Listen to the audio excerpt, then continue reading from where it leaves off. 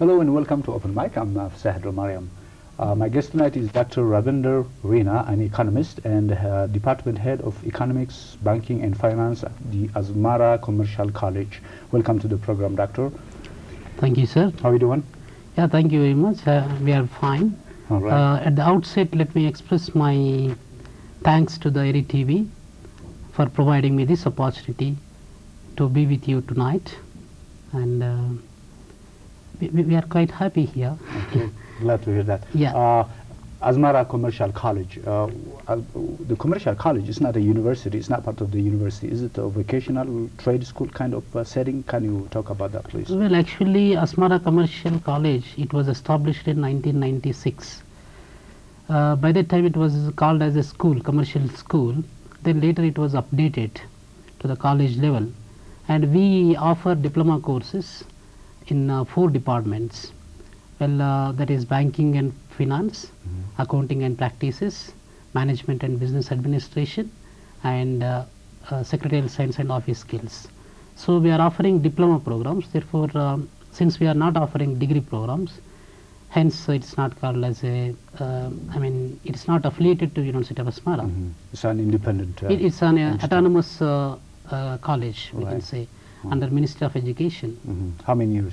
Well, almost, in 97 onwards, it was a college. Now we completed 5 years, and we sent, this is the 4th batch we are going to send soon, maybe after 2 weeks or so. Okay. How long have you been with the college, Doctor? Well, actually, I'm here. I'm a founder faculty member of the college. From the inception of the college in 1997, September onwards, I have been working here. So this is the... Yeah, and you are an economist, well, a PhD in economy. Absolutely. In economics, rather. Yes. Right. So can you tell us a little bit about yourself, please? Well, economics is considered as a royal subject, and many economists, they called it as a queen of social science. And it is gaining incredible importance for the last 50 years. So, and the importance of economic subject is increased after the Industrial Revolution.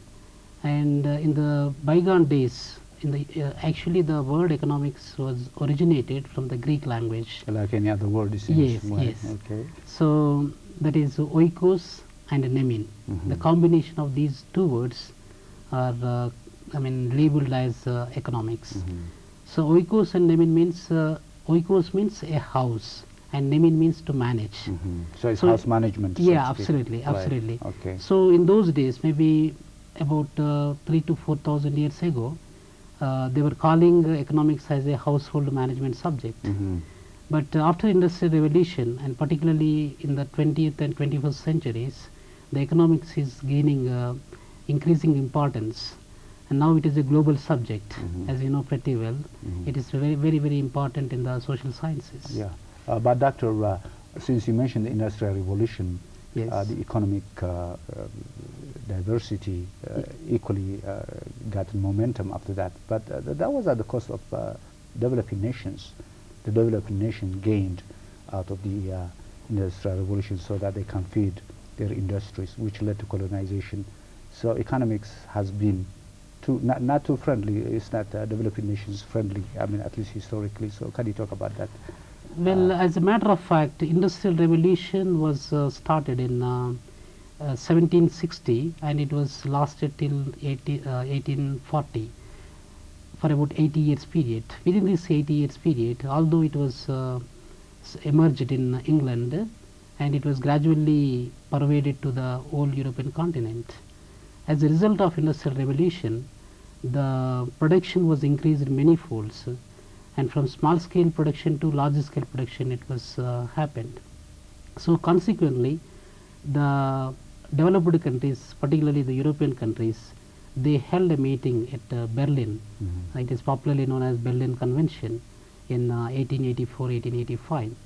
So there they unilaterally decided to find some markets for their products, and they wanted to obtain some raw materials in order to continue their large scale production.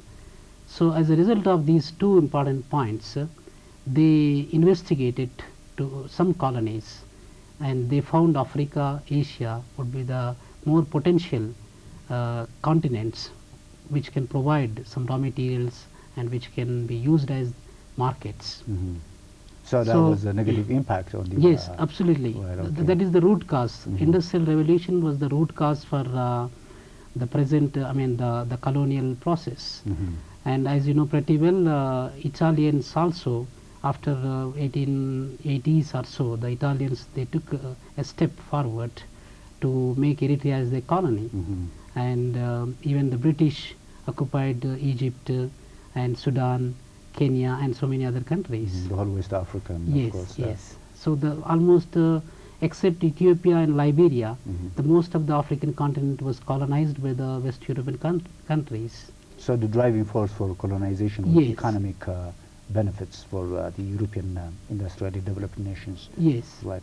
But still the problem, it seems to me, still lingers on. Yeah. I mean, you know, the developing nations are called developing nations because of that very fact. Yes. You know, the impact against lingers on. Would you agree with that sort of assessment? Well, actually, as far as my perception is concerned, the present developed countries, they are developed because of the developing countries, because absolutely, you know, they have exploited the precious natural resources of the present developing countries, and they made their own countries as developed. And when we look at the present global GDP, it was reported in 2000 $31.4 trillion US dollars. That is the global GDP. Out of this global GDP, 3/4 is contributed by the developed countries, and 1/3 was contributed by the developing countries.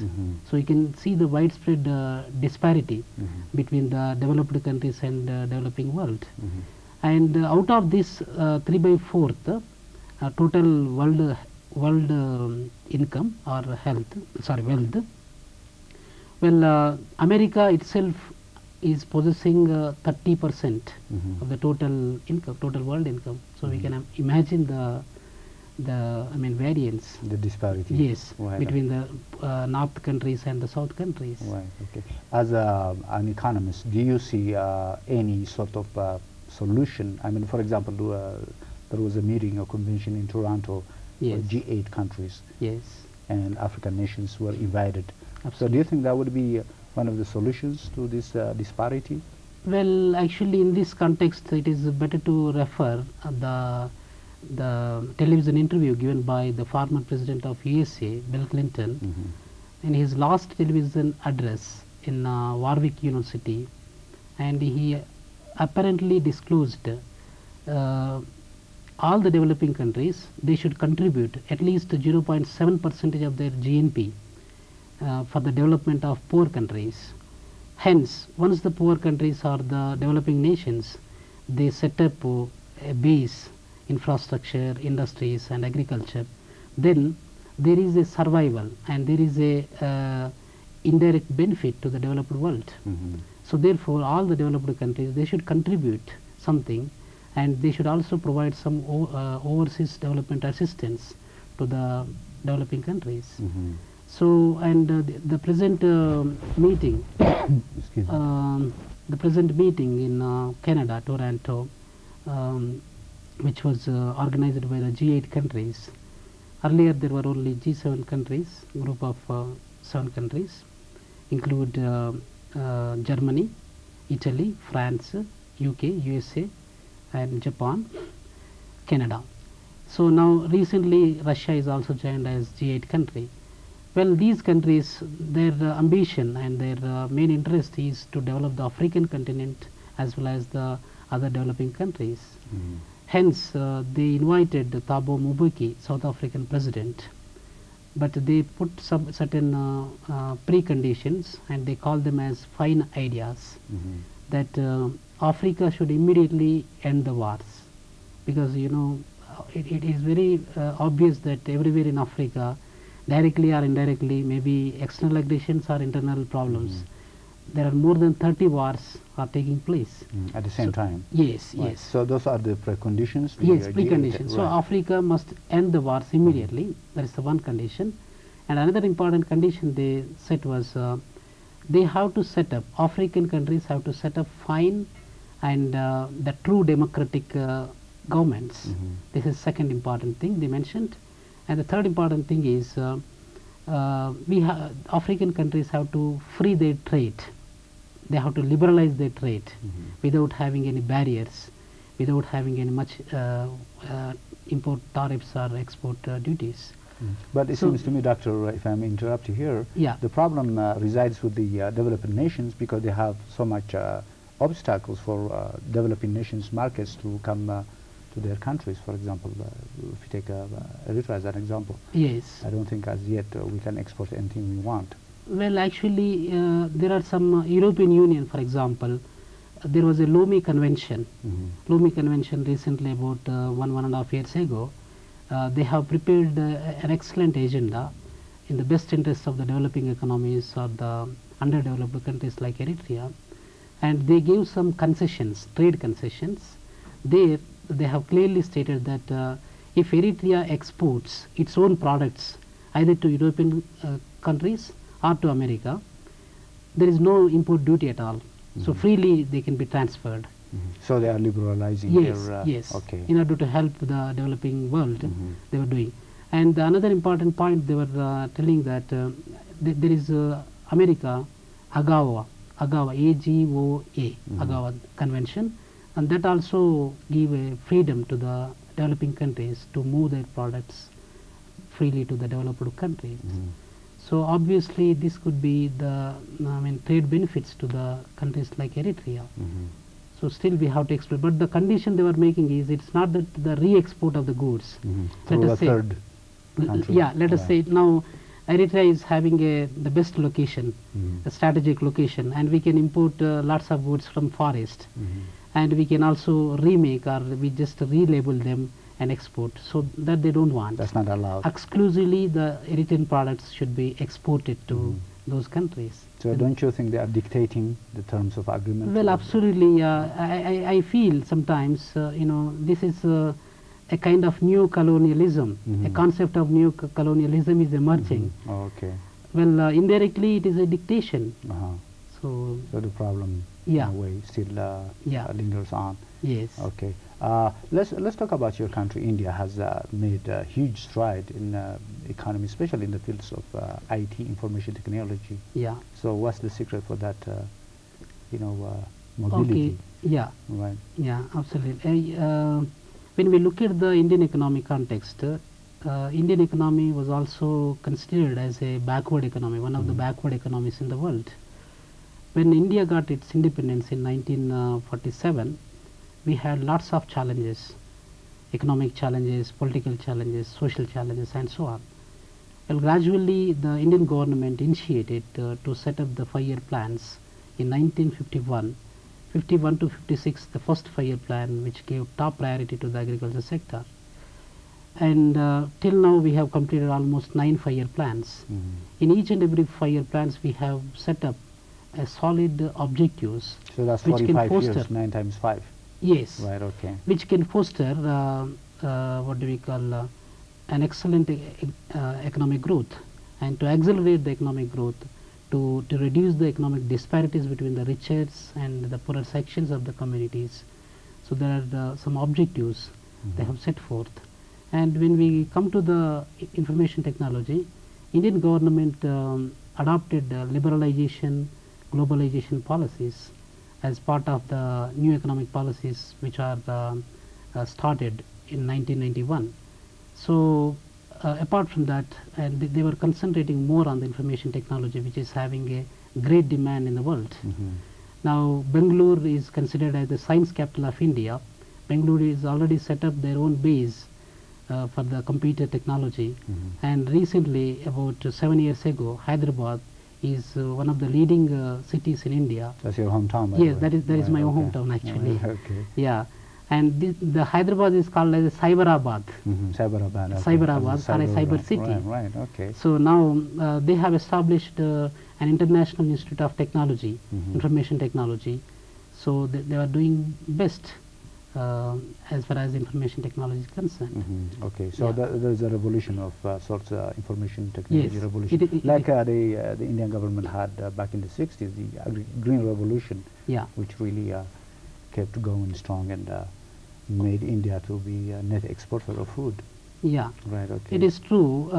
When India got independence, just now as I was quoting, the food grains production was remained 54 million tons, and Indian agriculture was characterized as one of the backward agriculture system for the last several centuries. So one side our population is increasingly growing, and the other side our food grains were not growing properly. So here we have to remember the Malthusian theory of population. What the Malthus was trying to explain is there is the relationship between the food grains and the population. He explained the population increases in a geometric ratio, whereas the food grains increase in an arithmetic ratio. It's exponential. Yes, Right. yes. So in that case, there will be a very big gap arised between the food grains production as well as the population. Then this gap will increase, and in the due course of time, famines will take place, droughts will occur, and wars may take place, or natural calamities like earthquakes and cyclones may take place. So as a result, again the population will decrease. So I hope, although Malthus stated his theory in the context of England and other European countries, but that is applicable to the overpopulated countries like India, Bangladesh, Indonesia, and so on, Pakistan. When we take the green revolution concept, there are the major radical changes that are occurred in 1964-65, that is in the third 5-year plan. So the major changes that were hybridized high yielding varieties we have introduced.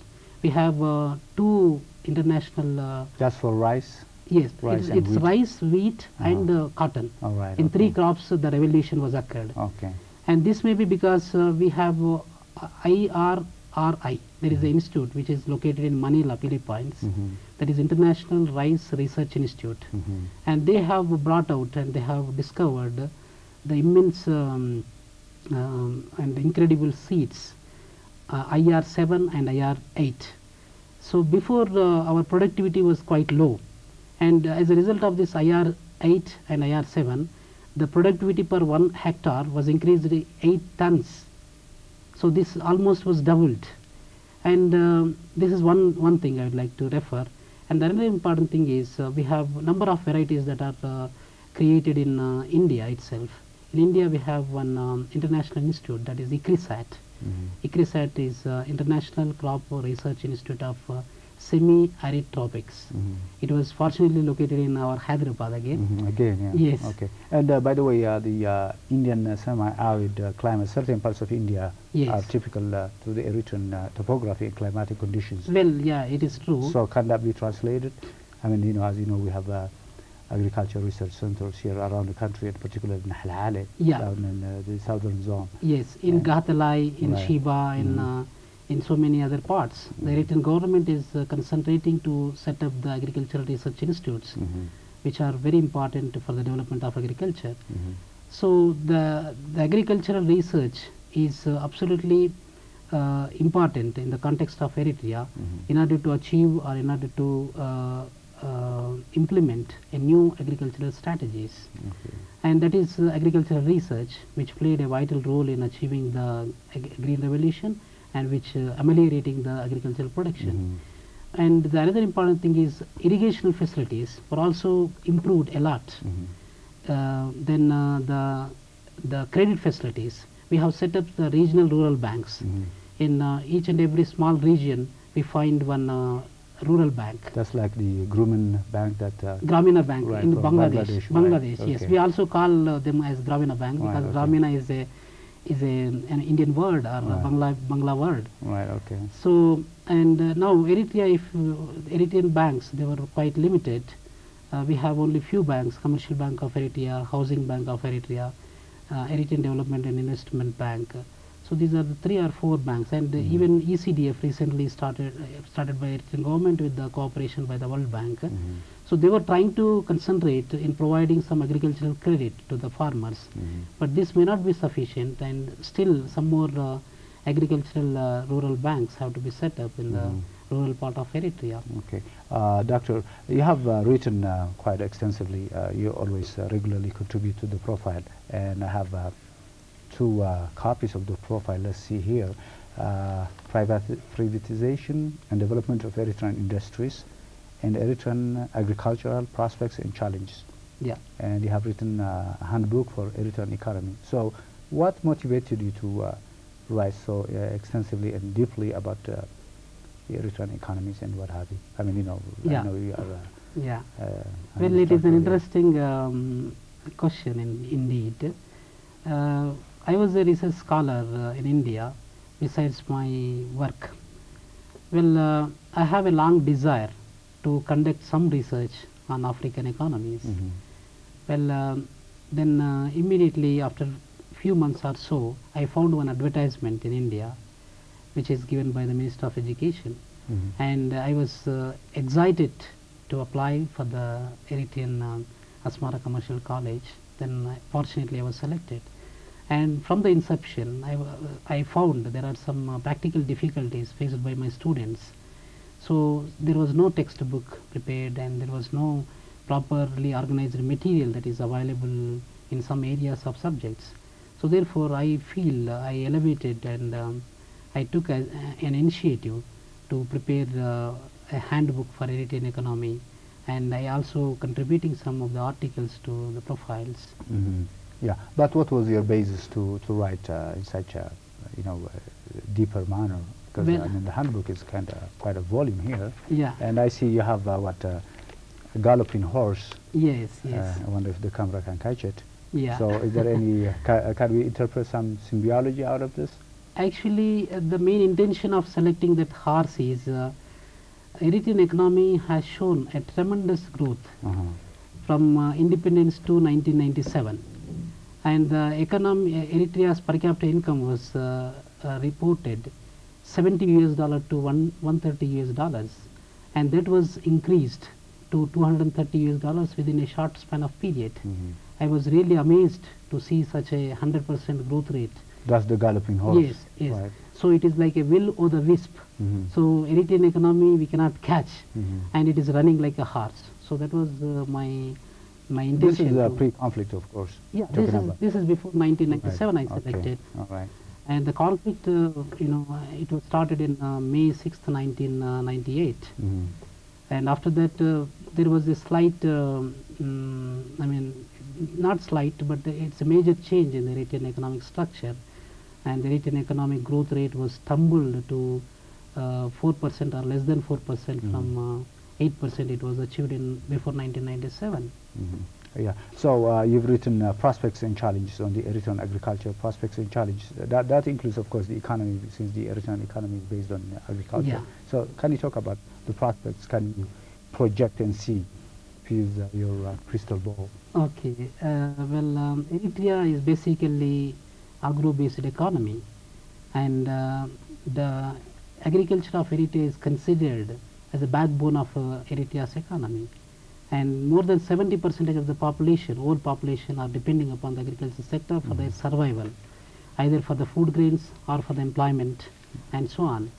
So this would be definitely, and still when we look at the prospect side, Eritrea has some prospects, but the prospects are confined to Juba Gashbarka and maybe Juba Dibub, Juba Anseba, and so on. And some areas in Eritrea, they are unfortunately located with the mountains, where the arable land and cultivable land is not available very much. But within the available land, the Minister of Agriculture and the Food and Agriculture Organization, combinedly, collectively, they kept their efforts in order to improve the food grains production. Now, I think when Eritrea got independence, the food grains production in 1992 was remained 80,000 tons, which is quite insufficient for the growing needs of the population. Well, due to the efforts made by the Minister of Agriculture, and they brought a new and additional land under cultivation. So due to all the modern strategies they adopted, the production level was increased to more than 450,000 tons. And still, of course, maybe some 15 to 20% of the people, they still require the food assistance from other countries. Otherwise, in the sooner or later, in the due course of time, definitely the Eritrea will accomplish the self-sufficiency in the food grains production. Okay, let's move on to another topic. You have submitted an article to the profile, probably it's going to come out come Saturday. Yes. And the title is what? Eritrean Education, Historical Perspective. Yes. What do you mean with that? Okay, it is also, it is very interesting in fact. The Eritrean education was a traditional education system before the advent of Italian colonization. When the Italians have come to Eritrea, they have started the modern type of education. But the Italians also, they did not make any positive steps for the development of education in Eritrea. And almost Eritreans were confined to 4th grade of education. And they felt, Italians might have felt that this 4th grade is more than sufficient to cater the colonial needs of Italy. So there was no much development that was taking place during the Italian time. And when it comes to the British period, British obviously they have taken a challenging step to ameliorate the educational standards and educational institutions. And the reports reveal that the number of educational institutions are significantly improved. Let us say 59 elementary schools were set up, and 2 secondary schools were set up by the British. This is during the British occupation? Yes, during the British time. Right. Yeah, and I think TTA, Teacher Training Institute, was also built during the British time. Of course, and there are some critics, they say that the Britishers also, they were trying to confine their educational facilities to some sections of Eritrean societies, those who are Protestants and so on. So if that is the case, even the Britishers also, they did not make much attempt to improve the educational system in Eritrea. And when it comes to the Ethiopian time, Ethiopians, they did not take much initiative to build the educational institutions. And so the educational institutions and the educational standards during the Ethiopian time is not noteworthy. When Eritrea got independence in 1991, May 24th, Eritrean government received all obsolete and all dilapidated infrastructure and dilapidated classrooms, and the teachers are poor qualified, because the qualified teachers, they already left Eritrea and they went back to Ethiopia. And Eritrean government, and to fight. Yeah. Right. Yeah, and the Eritrean government, obviously they faced a challenging task at the time of independence, and even the EPLF, when the fighting was taking place for the independence struggle. So by that time EPLF set up certain educational institutions in a clandestine manner, and they have their own teachers, and they have their own administrative system. So these, some extent they solved the problem of the education in Eritrea in the initial stage of independence. But later on, the government and the Minister of Education, they have taken a scrupulous efforts to improve the educational institutions. And I think now, according to the statistics available, about 1,000 schools in different levels, maybe primary schools, junior elementary, junior schools and secondary schools were built, and 10,000 teachers Eritrea produced, and more than 500,000 students they enrolled in the educational institutions. So this is quite obvious that Eritrean education is flourishing.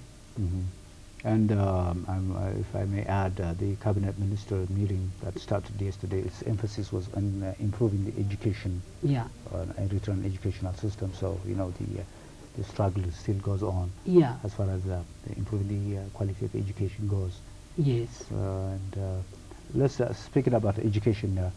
Your students, once they graduate, where do they work? I mean, since of course they are banking, finances, and economist-based education. So Yes. do they go out to the banking and financial institutions in the country, or they just join any Yeah, definitely it is correct, because the main intention of establishing the college and the main objective of the college was to cater the growing needs of financial institutions in the country. And the Minister of Education is has a well thought to set up an institution which can fulfill the gap that is arising in the financial institutions. So we are offering diploma courses, and many of our students, they are already employed in Commercial Bank of Eritrea, Bank of Eritrea, and Housing and Commerce Bank of Eritrea, National Insurance Corporation, ECDF also, then Himbol Financial Service. In so many financial organizations, our products are working. We are very proud to see that. And we also have appraisals from the employers of different organizations. They are really happy with our products, and some of them were saying that even they are the best than other products, other institutional products. Okay, Yeah. alright, that's healthy competition. Yes, it's a healthy competition, and our products are doing well. Right, good in to hear that. organizations. Yeah. Any final thought before we leave the air? Well, actually, I would like to add certain things. And Eritrea was appraised, and it was applauded by the World Bank before the conflict. Eritrea is the only country in the African continent where there is no apparent crime, where there is no beggars, where there is no corruption, where there is no ethnic clashes. So Eritrea is having a brighter future, and if this situation continues, because it is the administration system and the corruption-free administration system is obviously contribute a lot to the economic development of the country, and the people they are really hardworking, and they are committed to develop the country. So I hope definitely Eritrea will come up as one of the model nation in the country. Okay, thank you. I understand you are going back home for vacation. You're coming back though, huh? Yes. Okay. Yes. All right, Doctor. Okay. Dr. Ravinder Rena. Okay. Appreciate it. Thanks Thank for you. coming, sir. Thank you, sir. All right. Thank you. Thank you, again. Anandal. All right. Yeah. Thank you for joining us. My guest has been Dr. Ravinder Rena, an economist and head of department with the College of Economics out here in Asmara. Thank you. Enjoy the rest of the program.